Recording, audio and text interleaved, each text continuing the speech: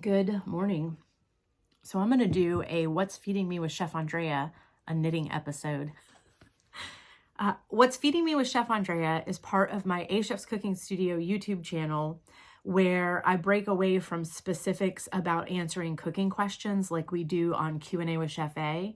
And it's not a cookbook corner necessarily, which is where I review cookbooks, although I have done What's Feeding Me with Chef Andrea, where I featured a specific cookbook that was just nourishing my soul at the time and kind of my concepts about where I was going with my own diet at the time. But really What's Feeding Me with Chef Andrea is just what it sounds like. These are the moments where I film the things in my life that are fueling me beyond food and cooking. And most of you know that knitting is a huge part of my outside of my studio life and outside of my cooking life. I'm a knitter. I guess that's pretty obvious. Paper crafts are a big deal to me too. So I do a lot of collages, and I'm going to drop some overhead photos in this video while I'm talking to you guys of some of my knits, and also I'll show you some of my collage work too. But what I'm doing today, I actually was sitting down here at a quiet moment this morning and realized that what I was working on was a test knit.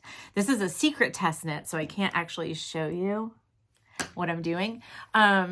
But I've had a lot of questions about test knitting over the course of the last year. I've had non-knitters ask me to clarify what on earth a test knit really is. And I've had knitters, like really good experienced knitters, ask me if I will give them a better understanding of what test knitting means, at least to me, and if it's something they might be interested in, etc. So let's talk about test knits.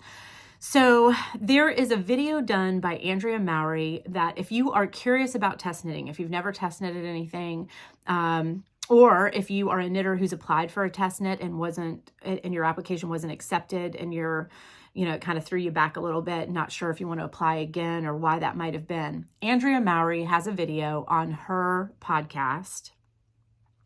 I'll knit and spin if I want to. It's an older video. I'm going to say you'd have to go back 24 months or something like that. And in it, she explains, at least from Andrea Mowry's perspective, what as a designer she looks for when she puts out an application for test knitters.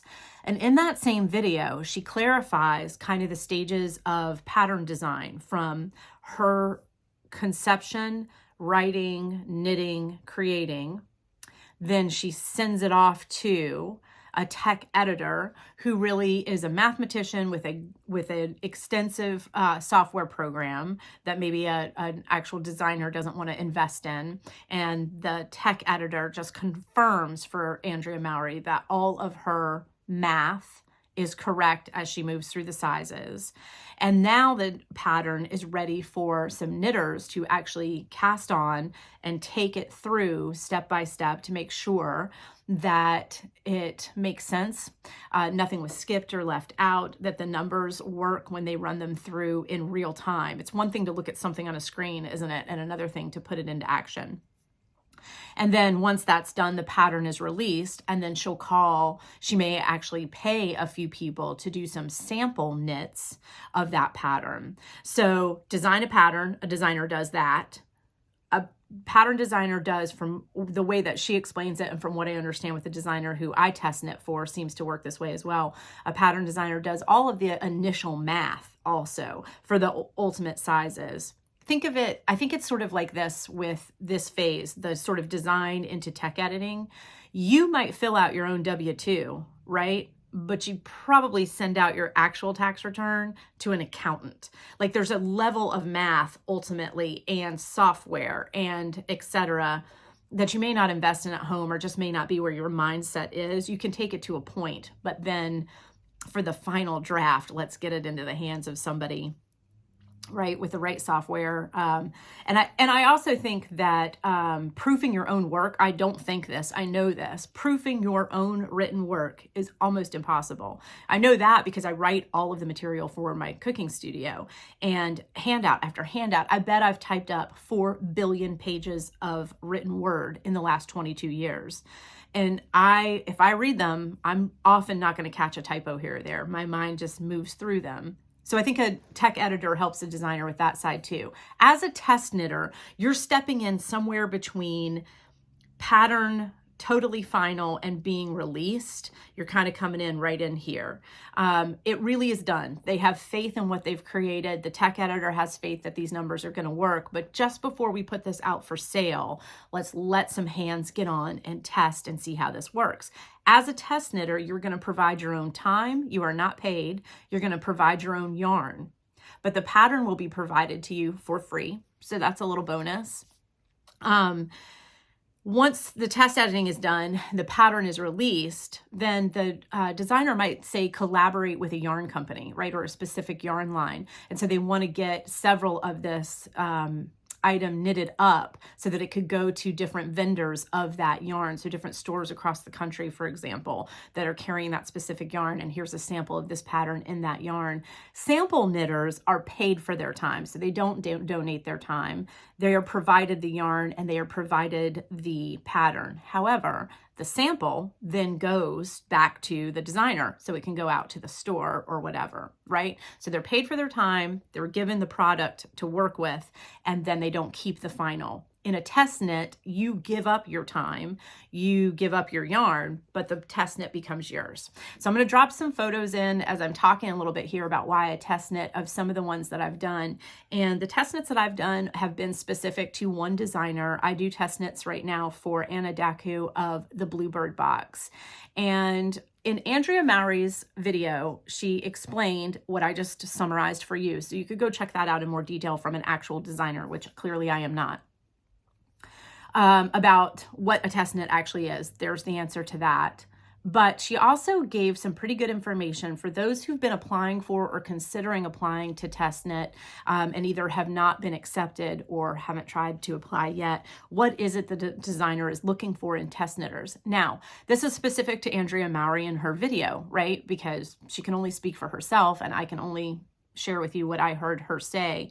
But what she said was really helpful to me as someone who is considering maybe putting my toe in the test knit pool and applying. So one of the things you mentioned that was very, very helpful to me was she said that as a designer, when she sees somebody apply for a test knit with her for the first time, so it's a name she's not familiar with, they've never test knitted with her before, what she will do is take a moment to look at their profiles. So Ravelry, very helpful, or Instagram, Facebook. I think she said that she really likes to just check Ravelry because it's just a quick fix. What she said that she is looking for is that she wants a knitter who is clearly enjoying their knits, meaning photographs of the knitter in the knitted item on their profile pages. So when you finished your last sweater and you posted it up to Ravelry, did you take a picture on blocking mats and then post it, but there's never been a picture of you in it? She's looking for knitters, from what I understand that she says in her video, and you can go watch this, to sort of interpret it yourself as well. She's looking for knitters who are going to be proud of what they're wearing and are going to wear what they knit. I thought that made a lot of sense. As a designer who's got these test knits going out, isn't that what you want? I mean, you want somebody who's going to knit it up, put it on, and wear it all over the place. Wear it to a festival, wear it around and say, I love this knit, I'm proud of this knit, and you can see it in person too, and maybe you'll want to knit this knit. Now, she didn't go into quite that detail about why that matters. I'm making assumptions about why she would want to see photos of you in it, but it makes good sense to me. She wants knitters testing who are knitters that are proud of their products and wear their products and love their final garments or scarves or whatever. So that was helpful because guess what? As much as I did actually wear a lot of the things that I knit at the time, all of my photos on Ravelry were of things on blocking mats or things on dressmaker dummies. There were almost no photos of me in any of them. A lot of the things that I had made on Ravelry I had gifted, so I took a picture of it around a dressmaker dummy, put it in a box and sent it away. But I didn't have any photos of it in the wild, of anybody actually wearing it. So the first thing that I did after I watched that video was I actually started building a better profile. I made sure that if I knit something, I put it on and I went out on a sunny day and I got some okay photos of it. I'm no photographer, nor is my husband. We snap pictures on our iPhone and post them. I mean, it's the best I can do, but at least it was me in them. I'm not great about candid shots. I'm going to say that. Mine, if you go to my Ravelry page, I'm a chef on Ravelry. I'll put that on the screen here. You can see they're very posed. I'm standing in front of my fireplace. I'm standing in front of my truck. I'm standing in front of the Jeep, whatever. But because I'm not great about candid photos of me in knitwear. This is for a couple of reasons, and I'll mention one of them. I'm not a big take my iPhone with me when I'm with friends person. That ship sailed a long time ago, where we did selfies every time we were at a restaurant together or something like that. I tend to, from the moment I arrive to spend time with friends, I put my phone away and it doesn't come back out for 3 hours later, which means I haven't gotten a lot of current photos of me and my girlfriends or people out. I just don't do a lot of candid photos. The point is, there's some good photos on Ravelry now. I worked hard to make sure that if I made a garment, I put me in it and I took a picture of me in it. And good pattern notes. I made sure to make sure on my Ravelry profile that I really included decent pattern notes about modifications, changes in needle sizes, etc., so that it would attract designers. If I did apply, they could go there and see, well, this is somebody who wears her pattern and who puts some notes in here and is clear about what she's done on this pattern. That's going to be more appealing to designers looking for test knits, according to my interpretation of the Andrea Mowry info. So it was really helpful for me. I hope that's helpful for you. Now let's talk about why on earth you would do it. Because I think that's the other thing. I've had a few knitters just ask me, why? Why are you doing that? Why would you test knit? A couple of reasons. Let's go with a very short, simple one. One is that I test knit because there is a camaraderie involved in it, depending on who you test knit for. And what I'll say about Anna Adaku and the Bluebird box is that she sets up a group setting where all the test knitters come in together, and we can post as we go. We can post in the beginning our swatches and what yarn we're using, our choices, and it becomes this sort of community, right? And I do not have a very close local yarn shop. I have one about an hour away, but I don't have a knit night. You know, my schedule is just kind of weird. I don't have a lot of time for like knitting groups and stuff. So this community that's involved in the test knit group is really fulfilling for me. I enjoy that aspect quite a bit. I think there's a little thrill with getting a sneak peek at a pattern and getting to do it first, right? I mean, I think all knitters could appreciate why that's kind of fun. But here's the other interesting thing about why I test knit, and this is what came up in my cooking class yesterday, is that there is for me a calming effect when I follow a pattern to the letter. The discipline that is required with a test knit is a discipline of following the pattern exactly as written, because you're testing it, right? You don't get to do modifications. I'll talk about that in a second, but this isn't a pattern for you to tweak and play with and mess around with. You're testing this as written for this designer. And the restrictiveness of that discipline is very calming to my mind. I think that because I run my own business, because I write my own classes, because I create my own content for my business, because I'm a serial modifier when it comes to other patterns, when I knit sweaters and things like that, I just go to town modifying. The part of my brain that is so engaged in all of that activity is shut off when I pick up a test knit pattern and am told to just follow this sentence to the letter. I get to just sort of disappear into that discipline, and it is incredibly relaxing. It is very calming to the rest of that mind of mine that is always the mind that is in charge, that is always the mind that is making the next choice and making the next decision. All of that goes away when I test knit, and the discipline of follow it to the letter just cools me out. It came up in our cooking class yesterday because we got talking about recipes and how we all take a recipe, get a concept about it, and then switch out everything. I don't want to use butter. I'm going to use olive oil. My husband hates garlic. I'm going to eliminate that, right? Sure. We were doing a class on Instant Pots yesterday, and Instant Pots are science. They are utilizing pressure at certain altitudes to create this specific result in a certain amount of time. And you just can't really play with that very much. You can't double recipes successfully. You can't have them successfully. We did a no-boil pasta directly in the Instant Pot. And and talked about the science of that. You can't even change out the shape of the pasta in that recipe, or it will completely change the final result. And so I was talking to the group yesterday about that. We all want to get our hands in there and just change things up and make them ours. The enjoyment that comes with just following a formulaic recipe is exactly the type of enjoyment I get from following a test knit. Take your concepts out of it. Just do as written and see what the results are. And I think that's a good practice at home as cooks. It is a required practice at home if we're going to use something like a pressure cooker and try to get the results we want.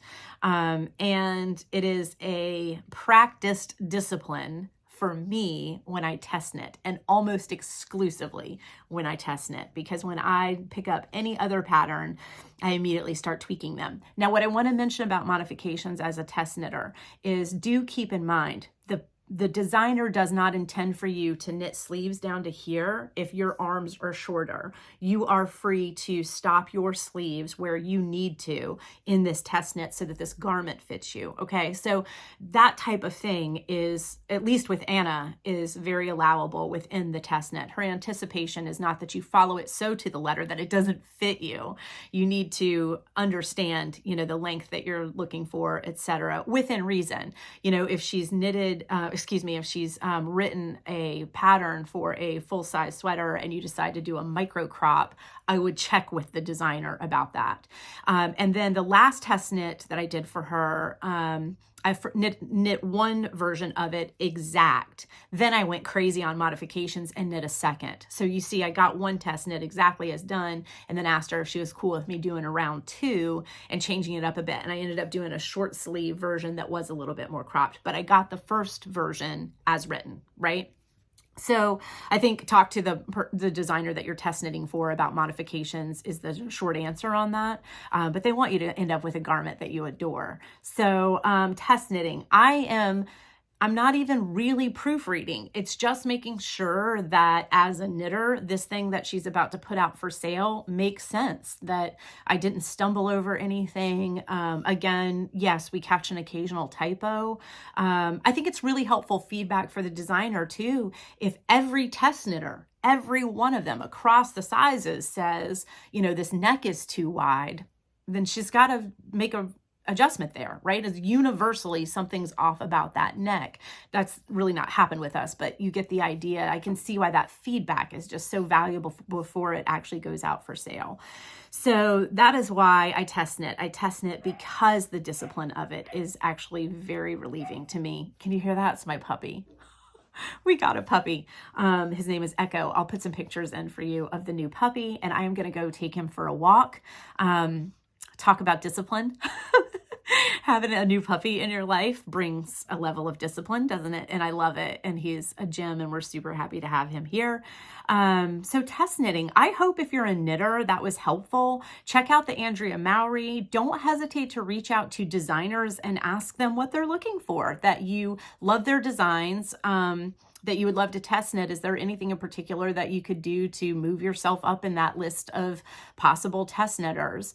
I also want to mention there's a couple videos out there about test knits that haven't gone well, and I think those are worth watching too. There is a podcast called The Woolly Worker, and she is out of Scotland, The Woolly Worker. And she did a video recently. So I'm filming this at the end of January 2024. She did a video that released early-ish January 2024 that she considers her flops of 2023. It's a cool video because she's really telling you what went wrong with the sweaters that she's realized she's either going to rip out or give away. They are not working for her. And within that video, she does mention some test knits that were test knits that didn't go well for her. They either weren't set up in a way that was enjoyable, meaning that the timeline was too tight. There was no community or group setting. The designer didn't do anything to reach out, and answer questions, etc. That sounds kind of lousy. So I think it's ask other knitters about their test knitting experience. I would watch that Woolly Worker video. Also within that though, she takes ownership of some test knits that didn't go well.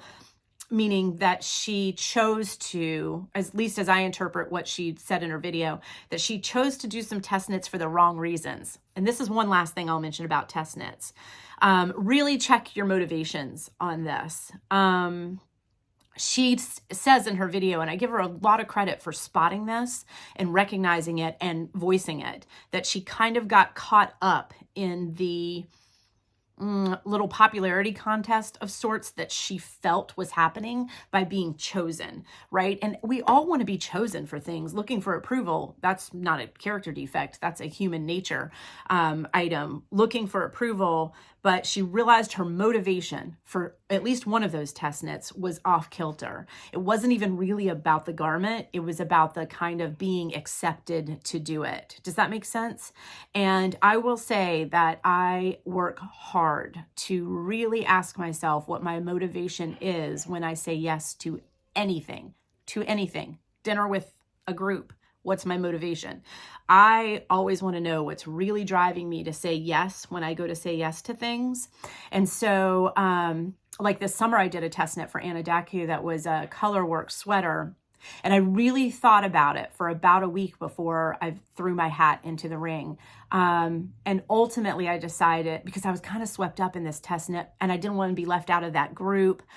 But in the end, what I really recognized is that this was going to be a color work pattern in a test knit setup, and the discipline of that, of working those color work charts and doing this thing to the letter. We had a lot of chaos in our life last spring, and this test knit was going to take place over the summer, and it felt like a very unchaotic place to land, and that was my real motivation. Believe it or not, the final garment wasn't so much because a hardcore wool colorwork sweater in Florida, I'm not going to get to wear it a whole heck of a lot. But I realized that the actual motivation was valuable in and of itself. Just the activity of it felt so calming that it was well worth putting my hat in the ring for it. So check your motivations on why you even want to do it, and make sure they're sound, and then consider it. I love it. I think it's a really fun thing. I'm actually going to stop test knitting this year for the next 4 months while I work on some other patterns that happen to be Anna Daku patterns as well. But that I kind of missed in the releases of in the midst of test knitting some of her other patterns. And I want to get some of those on my needles and go, and then I'll reconvene for the summer. But test knitting, check out Andrea Mowry's video about that. Check out the Woolly Worker and her fails from 2023. I think it gives you some interesting info there. And thank you for joining me with What's Feeding Me with Chef Andrea. What's feeding me is always knitting. Here's my sneak peek. I can't show you this. It's a secret test knit. I'll post this one on Instagram, of course, when we're allowed to actually release it. And I hope you're having a beautiful day. And I'm going to go walk that crazy puppy and look forward to seeing you next time. Bye.